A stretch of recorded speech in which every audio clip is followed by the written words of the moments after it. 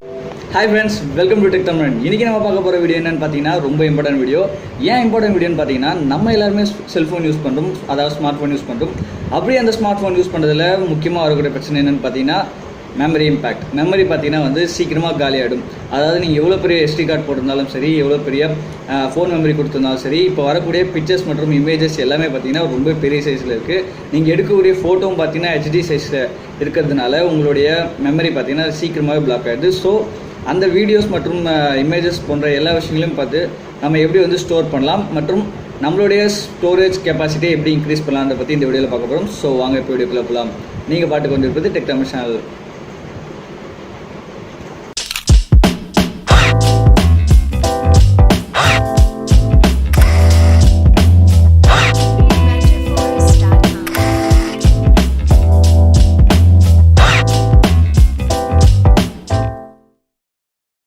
செட்டிங்ஸ்க்கு போனீங்கன்னா அதுக்குள்ளே பார்த்தீங்கன்னா உங்களுக்கு சாம்சங் SD கார்டு வந்து அன்சப்போர்ட்டட் இருக்கும் போது நீங்கள் எப்படி மாற்றுறது.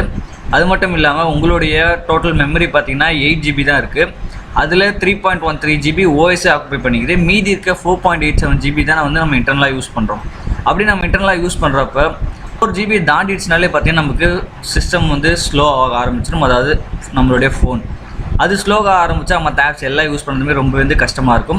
ஸோ அதை வந்து எப்படி நம்ம ட்ரீட் பண்ணலாம், வந்து எப்படி நம்ம ஜிபியை எக்ஸ்டெண்ட் பண்ணலான்றதை பற்றி இந்த வீடியோவில் பார்க்கலாம். ஸோ நீங்கள் செய்ய வேண்டிய காரியம் என்னென்னு பார்த்தீங்கன்னா சாம்சங் SD கார்டை செலக்ட் பண்ணுங்கள். சாம்சங் SD கார்டை செலக்ட் பண்ணால், அதாவது நீங்கள் என்ன கார்டு போட்டிருக்கீங்களோ அந்த கார்டை செலக்ட் பண்ணுங்கள். அந்த கார்டை செலக்ட் பண்ண பிறகு உங்களுக்கு 2 ஆப்ஷன் வரும். அந்த 2 ஆப்ஷனுக்கு நீங்கள் எதை கொடுக்கணும்னு பார்த்தீங்கன்னா யூஸ் ஆஸ் இன்டர்னல் ஸ்டோரேஜ் கொடுக்கணும். யூஸ் ஆஸ் போர்ட்டபிள் ஸ்டோரேஜ் அப்படின்னு என்னென்னு பார்த்தீங்கன்னா அது வந்து உங்கள் மெமரி கார்டு தனியாக செயல்படும். அதை தனியாக செயல்படும் போது நீங்கள் மெமரி கார்டை கழட்டிக்கலாம், இல்லை மாட்டிக்கலாம். ஆனால் நீங்கள் இன்டர்னல் ஸ்டோரேஜில் போடுறப்போ உங்கள் மெமரி கார்டை நீங்கள் கழட்டவே கூடாது. இதுதான் இம்பார்ட்டண்டான பாயிண்ட். ஸோ இதை யூஸ் ஆஸ் இன்டர்னல் கொடுத்துட்டிங்கன்னா அது வந்து உங்களுக்கு ஃபார்மேட் ஆகி காட்டும். ஃபார்மேட் ஆகி முடித்த பிறகு நீங்கள் என்ன பண்ணலான்னு பார்த்தீங்கன்னா உங்களுடைய ஃபுல் மெமரியும் பார்த்தீங்கன்னா இன்டர்னல் மெமரியாக ஸ்டோர் ஆகிடும். அதாவது நீங்கள் 128 GB போட்டிங்கன்னா 128 GB, 256 GB போட்டிங்கன்னா 256 GB உங்களுடைய ஃபோனோட கெப்பாசிட்டி பொறுத்து. அப்படி நீங்கள் செஞ்சு முடித்த பிறகு பார்த்தீங்கன்னா உங்களுக்கு இது காட்டும். வெயிட் பண்ணுங்கள். ஸோ பார்த்தீங்களா உங்களுடைய 8 GB மெமரியாக இருந்தது 37.3 GB அப்படின்னு மாறி இருக்கு.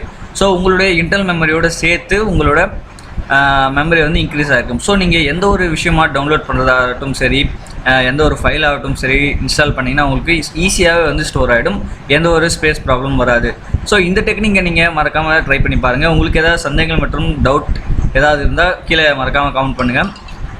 மேலும் இது போன்ற அற்புதமான வீடியோக்களை தொடர்ந்து பெற டெக் தமிழ் சேனலுக்கு மறக்காமல் சப்ஸ்கிரைப் பண்ணுங்கள். மேலும் உங்கள் நண்பர்களுக்கு தொடர்ந்து இதை ஷேர் பண்ணுங்கள். நன்றி.